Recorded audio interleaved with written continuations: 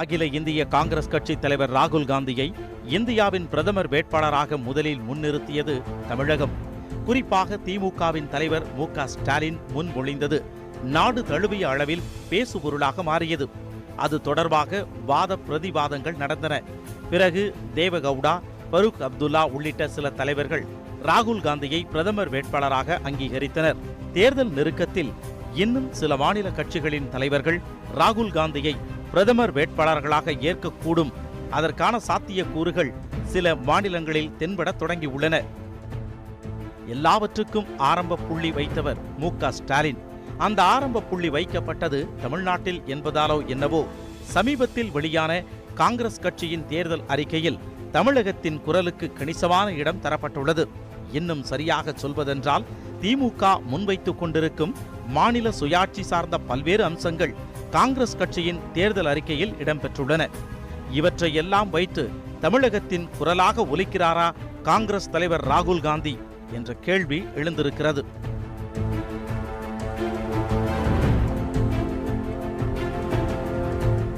வடக்கு வாழ்கிறது, தெற்கு தேய்கிறது என்ற முழக்கத்தை கடந்த காலங்களில் திமுக எழுப்பியதற்கு முக்கியமான காரணம் காங்கிரஸ் கட்சி. மத்திய அரசின் நலத்திட்டங்கள் முதல் மாநிலங்களுக்கு நிதி ஒதுக்கீடு வரை அனைத்து அம்சங்களிலும் வட இந்தியாவுக்கு, குறிப்பாக இந்தி பேசும் மாநிலங்களுக்கு கூடுதல் முக்கியத்துவம் கொடுக்கும் காங்கிரஸ் கட்சியும் காங்கிரஸ் ஆட்சியும் தென்னிந்தியாவை கண்டுகொள்வதில்லை, மாற்றாந்தாய் மனப்பான்மையுடன் அணுகுகிறது என்ற விமர்சனத்தை தொடக்க காலத்தில் மிக தீவிரமாக முன்வைத்தது திமுக. பின்னர் திமுக, மதிமுக, பாமக போன்ற மாநில கட்சிகளே மத்திய அமைச்சரவையில் இடம்பெறத் தொடங்கிய பிறகு அந்த நிலைமை கொஞ்சம் போல மாறத் தொடங்கியது. ஆனால் முழுமையாக மாறுவதற்கு இன்னும் பல ஆண்டுகளுக்கு மாநில உரிமை பேசும் கட்சிகள் மத்திய அரசில் நீடித்திருக்க வேண்டும். ஆனால் 2014ஆம் ஆண்டு அமைந்த மோடி அரசில் அதற்கான சூழல் அமையவில்லை. குறிப்பாக 37 எம்பிக்களை பெற்றிருந்த போதும் அதிமுகவால் மத்திய அமைச்சரவையில் இடம்பெறவில்லை. பாஜக எனும் தேசிய கட்சி தனி பெரும்பான்மையுடன் ஆட்சி அமைத்த பிறகு மாநில உரிமைகள் மீதான தாக்குதல்கள் அதிக அளவில் நடப்பதாக விமர்சனங்கள் எழுந்தன. இந்த பின்னணியில்தான் 2019 மக்களவை தேர்தலுக்கான தேர்தல் அறிக்கையை காங்கிரஸ் கட்சியின் தலைவர் ராகுல் காந்தி, முன்னாள் தலைவர் சோனியா காந்தி உள்ளிட்ட தலைவர்கள் வெளியிட்டனர். அந்த அறிக்கை குறித்து நாடு தழுவிய அளவில் ஆதரவும் விமர்சனமும் கலவையாக எழுந்திருக்கின்றன. குறிப்பாக காங்கிரஸ் கட்சியின் தேர்தல் அறிக்கையை திமுக வெகுவாக வரவேற்றுள்ளது. அதை வெறுமனே கூட்டணி கட்சியின் தேர்தல் அறிக்கையை வரவேற்க வேண்டும் என்ற சம்பிரதாயத்திற்காக செய்யாமல் கொள்கை சார்ந்த, கோரிக்கை சார்ந்த அம்சங்களை சுட்டிக்காட்டி வரவேற்றிருக்கிறார் திமுக தலைவர் மு.க. ஸ்டாலின். திமுக மட்டுமின்றி மற்ற அரசியல் கட்சிகளும் கூட காங்கிரசின் தேர்தல் அறிக்கையை பாராட்டி இருக்கிறார்கள். குறிப்பாக தமிழகத்தின் உரிமைசார் போராட்ட களங்களில் இருப்பவர்களிடம் இருந்தும் வாழ்த்து துளிகள் வந்து சேர்ந்துள்ளன. காரணம், சொன்னதை செய்வோம் என்ற முழக்கத்துடன் வந்திருக்கும் தேர்தல் அறிக்கையில் இடம்பெற்றுள்ள தமிழகம் சார் அம்சங்கள். முதலில் நீட் தேர்வு குறித்து வாக்குறுதியை எடுத்துக்கொள்வோம். தமிழகத்தில் நீட் தேர்வு வேண்டாம், தமிழக மாணவர்கள் மருத்துவ படிப்பில் சேர்வதற்கு மிக பெரிய தடுப்புச் சுவரை எழுப்பியிருக்கும் இந்த நீட் தேர்விலிருந்து தமிழகத்திற்கு மட்டும் விதிவிலக்கு அளிக்க வேண்டும் என்பது தமிழக மக்களின் தொடர்ச்சியான முழக்கம். அந்த முழக்கம் மிக பெரிய போராட்டமாக தமிழகம் முழுக்க வெடித்தது. மாணவி அனிதா உயிர் நீத்ததும் தமிழகத்தையும் தாண்டி இந்தியா முழுக்க அனலை கிளப்பின. தமிழக மாணவர்களின் எதிர்காலத்திற்கு இடையூறாக இருக்கும் நீட் தேர்வை நீக்க வேண்டும் என்கின்ற கோரிக்கை தொடர்ச்சியாக முன்வைக்கப்பட்டது. மாணவர்கள், பெற்றோர்கள், தமிழக மாணவர்களின் எதிர்காலம் குறித்து மெய்யான அக்கறை கொண்ட கல்வியாளர்கள், அரசியல் கட்சிகள் ஆகியோர் தொடர்ச்சியாக நீட்டுக்கு எதிரான போராட்டத்தில் ஈடுபட்டனர். ஆனால் நீட் தேர்வு விஷயத்தில் எந்த ஒரு சமரசத்திற்கும் வாய்ப்பில்லை என்று திட்டவட்டமாக சொல்லி தமிழகத்தின் கோரிக்கையை முற்றாக நிராகரித்து விட்டது மோடி அரசு. ஆக நீட் விவகாரத்தில் என்ன செய்ய போகிறது காங்கிரஸ் கட்சி என்ற கேள்வி எழுந்தது. அதற்கு பதிலளிக்கும் வகையில் தேர்தல் அறிக்கையில் நீட் தேர்வு பற்றி பேசியிருக்கிறது காங்கிரஸ் கட்சி.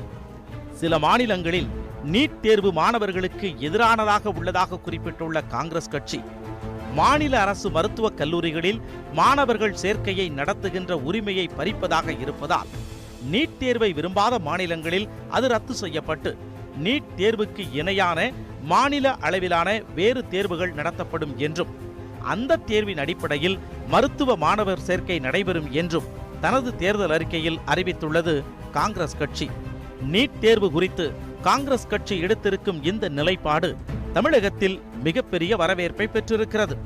காரணம், நீட் தேர்வு அமல்படுத்தப்படுவதற்கு முன்பே அதை கொள்கை ரீதியாக எதிர்க்கத் தொடங்கிய தமிழகம் பின்னர் அதன் செயல்பாட்டு விதத்தையும் சுட்டிக்காட்டி கடுமையாக எதிர்ப்பு காட்டியது.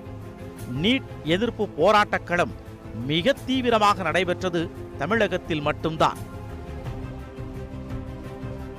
நீட் தேர்வை கைவிடும் வாய்ப்பே இல்லை என்று பாஜக திட்டவட்டமாக சொல்லிவிட்ட நிலையில் தமிழகத்தின் கோரிக்கையை ஏற்கும் வகையில் காங்கிரஸ் கட்சி கொடுத்திருக்கும் வாக்குறுதி தமிழக அரசியல் கட்சிகள், மாணவர்கள், கல்வியாளர்கள் மத்தியில் நேர்மறை அதிர்வுகளை ஏற்படுத்தி உள்ளது.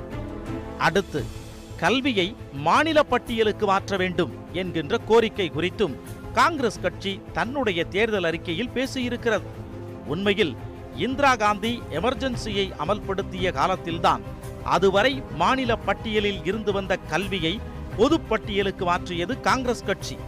மாநில உரிமைகளின் மீது காங்கிரஸ் கட்சி நடத்திய பெருந்தாக்குதல் என்று அந்த முடிவு விமர்சிக்கப்பட்டது. அந்த முடிவை கடுமையாக விமர்சித்த கட்சிகளுள் திமுக முதன்மையானது. அதேபோல மற்ற கட்சிகளும் இந்திரா காந்தியின் முடிவுக்கு எதிர்ப்பு தெரிவித்திருந்தன. அன்று தொடங்கி இன்று வரை கல்வியை மீண்டும் மாநில பட்டியலுக்கு மாற்ற வேண்டும் என்கின்ற கோரிக்கையை தமிழகம் தொடர்ச்சியாக முன்னெடுத்து வருகிறது. திமுக உள்ளிட்ட அரசியல் கட்சிகள் தங்கள் தேர்தல் அறிக்கைகளில் இந்த அம்சத்தை கோரிக்கையாகவும் வாக்குறுதியாகவும் தொடர்ச்சியாக முன்னெடுத்து வருகின்றன. குறிப்பாக புதிய கல்விக் கொள்கையை எப்பொழுதெல்லாம் மத்திய அரசு முன்னெடுக்கிறதோ, அது ராஜீவ்காந்தியாக இருந்தாலும் சரி, வாஜ்பாயாக இருந்தாலும் சரி, மன்மோகன் சிங்காக இருந்தாலும் சரி, நரேந்திர மோடியாக இருந்தாலும் சரி, யார் புதிய கல்விக் கொள்கையை கொண்டு வர முயற்சி செய்யும் போதெல்லாம் அதில் இருக்கக்கூடிய சிக்கல்களை சுட்டிக்காட்டி கல்வியை மாநில பட்டியலுக்கு மாற்ற வேண்டிய அவசியத்தை வலியுறுத்தி இருக்கிறது தமிழகம்.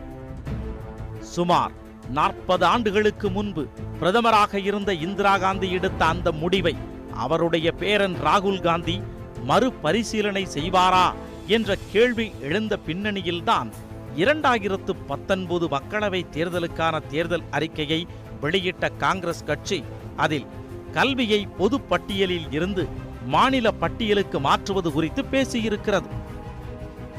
அடிப்படையில் கல்வியை பள்ளிக்கல்வி, உயர்கல்வி என்று 2 பிரிவுகளாக பிரிக்கப்பட்டுள்ளது. அந்த 2இல் பள்ளிக் கல்வியை மட்டும் மாநில பட்டியலுக்கு மாற்றுவது குறித்த வாக்குறுதியை கொடுத்திருக்கும் காங்கிரஸ் கட்சி உயர்கல்வியை பொது பட்டியலிலேயே வைத்திருக்க முடிவு செய்திருக்கிறது. அந்த வகையில் தமிழகத்தின் 40 ஆண்டு கால கோரிக்கைக்கு பகுதி அளவிலான தீர்வை கொடுக்க காங்கிரஸ் கட்சி முன் வந்திருப்பதாக தெரிகிறது. இது அடுத்த கட்டத்திற்கு நகர விரிவான விவாதங்கள் தேவைப்படும் என்றே தோன்றுகிறது. ஏனென்றால் எந்த ஒரு தேசிய கட்சியும் அவ்வளவு சுலபத்தில் தங்கள் உரிமைகளை விட்டுக் கொடுத்து விடாது. அடுத்தது, மீனவர்களுக்கென தனி அமைச்சகம் உருவாக்கப்படும் என்கின்ற வாக்குறுதி. சற்றேறக்குறைய 40 ஆண்டு காலமாக தமிழக மீனவர்கள் அண்டை நாட்டு அரசுகளால் தொடர்ச்சியான பாதிப்புக்கு உள்ளாகி கொண்டிருக்கிறார்கள். தமிழக மீனவர்கள் உடல் ரீதியாக தாக்குதலுக்கு ஆளாவதும், மீன்பிடி படகுகள், வலைகள் உள்ளிட்ட உடைமைகளை பறிகொடுப்பதும் தொடர்ச்சியாக நடப்பதன் காரணமாக தங்கள் வாழ்வாதாரத்தை இழப்பதும் தொடர்கதை. அதற்கு கச்சத்தீவில் இலங்கை கடற்படையால் தமிழக மீனவர்கள் தாக்குதலுக்கு உள்ளாவது சரியான சாட்சியம். அந்த அவலமான தொடர்கதைக்கு முற்றுப்புள்ளி வைப்பதற்கு ஏதுவாக மீனவர்களுக்கென தனி அமைச்சகம் வேண்டும் என்கின்ற கோரிக்கையை பல ஆண்டுகளாக தமிழகம் முன்வைத்து வருகிறது. 5 ஆண்டுகளுக்கு முன்னர் இந்த கோரிக்கையை ஏற்பதாக சொன்னது பாஜக. கடல் தாமரை மாநாட்டை நடத்திய பாஜக மீனவர்களுக்கென்று தனி அமைச்சகம் உருவாக்கப்படும் என்று சொன்னது பாஜக. பாகிஸ்தானின் தாக்குதலால் குஜராத் மீனவர்கள் படுகின்ற துன்பங்களை உணர்ந்தவன் என்ற முறையில் இலங்கை கடற்படையினரால் தமிழக மீனவர்கள் தாக்குதலுக்கு உள்ளாவதை தடுத்து நிறுத்தும் வகையில் தேவையான நடவடிக்கைகளை எடுப்பேன் என்று வாக்குறுதி தந்திருந்தார் நரேந்திர மோடி. அப்படி தரப்பட்ட வாக்குறுதிகளில் ஒன்று மீனவர் நலனுக்கென்று தனி அமைச்சகம். ஆனால் ஆட்சிக்கு வந்து 5 ஆண்டுகள் ஆகிவிட்ட பிறகும் மீனவர் நலனுக்கான தனி அமைச்சகம் உருவாக்கப்படவில்லை. இந்த நிலையில் காங்கிரஸ் கட்சி தேர்தல் அறிக்கையில் மீனவர்களுக்கென்று தனி அமைச்சகம் உருவாக்கப்படும் என்று தெரிவிக்கப்பட்டுள்ளது. இது தமிழக மீனவர்களின் பார்வையில் இருந்து மிக முக்கியமான வாக்குறுதி. உண்மையில் இப்படி ஒரு அமைச்சகம் உருவாகும் பட்சத்தில் அது தமிழக மீனவர்களுக்கு மட்டுமல்ல, குஜராத், கேரளா உள்ளிட்ட இந்தியாவின் கடலோர மாநிலங்கள் அனைத்துமே பலன் பெறும் என்ற எதிர்பார்ப்பு எழுந்திருக்கிறது. மீனவர் போராட்டங்களை காட்டிலும் தமிழகத்தில் அதிகம் நடந்த போராட்டங்கள் விவசாயத்தையும் விவசாயிகளையும் காப்பாற்றுவதற்கு நடத்தப்பட்ட போராட்டங்கள் என்று சொல்லலாம். காவிரி நீர் கிடைக்காமை, மழை பொய்த்தது, போதுமான விளைச்சலின்மை என்பன போன்ற காரணங்களால் பாதிக்கப்பட்ட விவசாயிகள் கடன் தொல்லை தாங்காமல் தற்கொலை செய்து கொண்டனர். வங்கிக் கடன்கள் அவர்களது வாழ்வாதாரத்தை கேள்விக்குறியாக்கிய நிலையில் தமிழகத்தில் நடத்திய போராட்டங்களை தாண்டி இந்திய தலைநகர் டெல்லிக்கே சென்று பல்வேறு கட்ட போராட்டங்களை நடத்தினர் தமிழக விவசாயிகள். அந்த போராட்டங்கள் இந்திய அளவிலான பேசுபொருளாக மாறின. விவசாயிகளுக்கு ஆதரவான குரல் இந்திய அளவில் எழுவதற்கு தமிழக விவசாயிகள் நடத்திய பெரும் போராட்டங்கள் காரணமாக அமைந்தன. தொடர்ச்சியாக பாதிக்கப்படும் விவசாயிகளுக்கு ஆறுதல் சொல்லும் வகையில் விவசாய கடன் தள்ளுபடி பற்றி பேசியிருக்கிறது காங்கிரஸ் கட்சியின் தேர்தல் அறிக்கை. தமிழகம் மட்டுமின்றி இந்தியாவின் இன்னபிற மாநிலங்களைச் சேர்ந்த விவசாயிகளும் கடுமையான பாதிப்புக்கு உள்ளாகியிருக்கும் நிலையில் இந்தியாவின் எல்லா மாநிலங்களிலும் விவசாய கடன்கள் தள்ளுபடி செய்யப்படும் என்ற வாக்குறுதியை அளித்திருக்கிறது காங்கிரஸ் கட்சி. அத்தோடு கடனை திருப்பிச் செலுத்த இயலாத விவசாயிகள் மீது குற்றவியல் நடவடிக்கை எடுக்கப்பட மாட்டாது என்ற உத்தரவாதத்தையும் காங்கிரஸ் கட்சி கொடுத்துள்ளது. இந்த வாக்குறுதிகளுக்கு பின்னால் தமிழகமும் தமிழக விவசாயிகள் நடத்திய தொடர் போராட்டங்களின் பங்களிப்பும் மிக முக்கியமானது.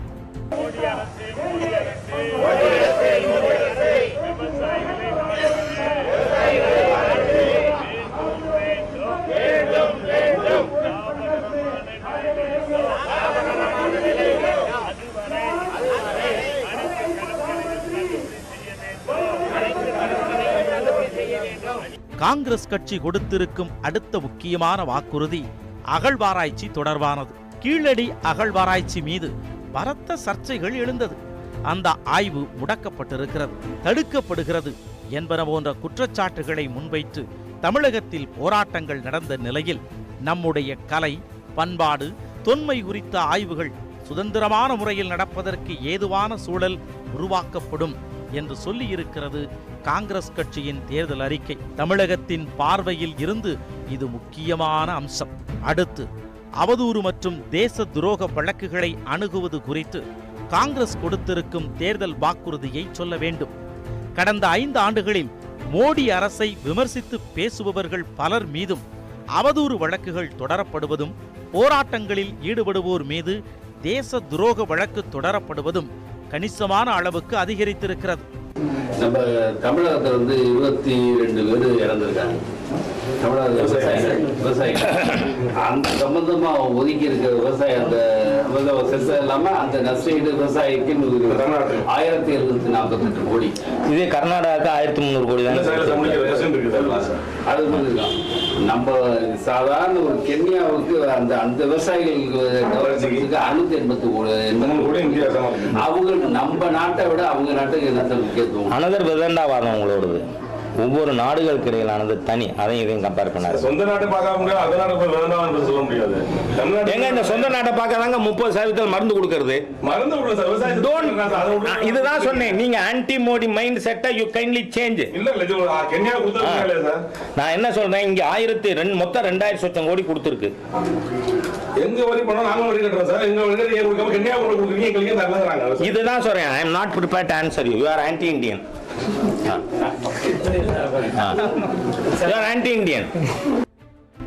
அரசுக்கு எதிரான விமர்சனத்தை முன்வைப்பவர்கள் தேச துரோகிகள் என்று பாஜகவின் மூத்த மற்றும் முன்னணி தலைவர்களே பேசி வரும் நிலையில் அவதூறு வழக்குகளை எல்லாம் குற்ற வழக்குகளாக கருதாமல் சிவில் வழக்காக கருதுவதற்கு வழிவகை செய்யப்படும் என்று வாக்குறுதி கொடுத்திருக்கிறது காங்கிரஸ் கட்சி. அதேபோல கடுமையாகவும் தவறாகவும் பயன்படுத்தப்படும் தேச துரோக வழக்குகளுக்கும் முற்றுப்புள்ளி வைக்கப்படும் என்று தெரிவித்திருக்கிறது காங்கிரஸ் கட்சி. கூடங்குளம் எதிர்ப்பு, ஹைட்ரோ கார்பன் எதிர்ப்பு, நீட் எதிர்ப்பு, ஸ்டெர்லைட் எதிர்ப்பு என்று தொடர்ச்சியாக போராட்டக்களமாக மாறிக்கொண்டிருக்கும் தமிழகத்தில் இருந்து எழுந்த குரலுக்கு காங்கிரஸ் கட்சி செவி மடுத்திருக்கிறது என்பது இங்கே கவனிக்க வேண்டிய அம்சம். அடுத்து, மதிய உணவு திட்டம் குறித்து காங்கிரஸ் கொடுத்திருக்கும் வாக்குறுதி அதிக கவனம் பெறாமல் போன ஒன்று. பள்ளி குழந்தைகளுக்கு வழங்கப்படும் மதிய உணவின் தரத்தை மேம்படுத்தும் நடவடிக்கைகள் தொடர்ச்சியாக முன்னெடுக்கப்படும் என்று வாக்குறுதி கொடுத்திருக்கிறது காங்கிரஸ் கட்சி.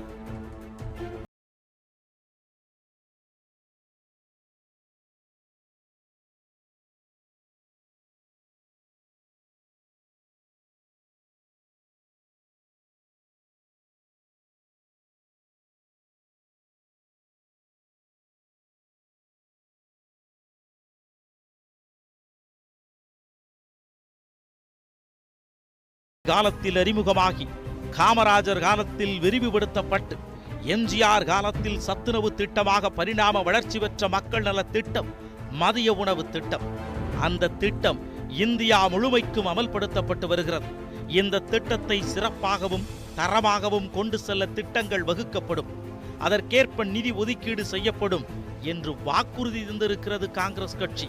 குறிப்பாக மதிய உணவு திட்டத்தில் பால், முட்டை சேர்க்கப்படும் என்றும் கூறப்பட்டுள்ளது.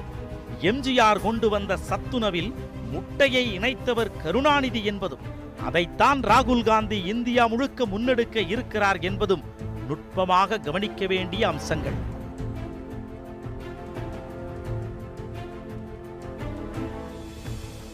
இப்படி தமிழகம் சார்ந்து தமிழகம் நடத்திய போராட்டங்களை தொடர்ந்து தமிழக அரசியல் கட்சிகள், அறிவுசார் சிந்தனையாளர்கள் முன்வைத்த அம்சங்களை ஒட்டி பல வாக்குறுதிகளை தந்திருக்கிறது காங்கிரஸ். மொத்தத்தில் தமிழகம் முன்வைத்துக் கொண்டிருக்கும் கோரிக்கைகள், தமிழகம் பின்பற்றக்கூடிய அம்சங்கள், திமுக பின்பற்றி வரக்கூடிய கொள்கை கோட்பாடுகள் என பல விஷயங்களுக்கு தன்னுடைய கட்சியின் தேர்தல் அறிக்கையில் இடம் கொடுத்திருக்கும் ராகுல் காந்தியின் நகர்வு இந்திய அரசியல் தளத்தில் ஒரு முக்கியமான அரசியல் நகர்வு. அது தேர்தல் களத்தில் எப்படிப்பட்ட தாக்கத்தை ஏற்படுத்த போகிறது என்பதை தெரிந்து கொள்ள தேர்தல் முடிவுகள் வெளியாகும் வரை நாம் காத்திருக்க வேண்டும்.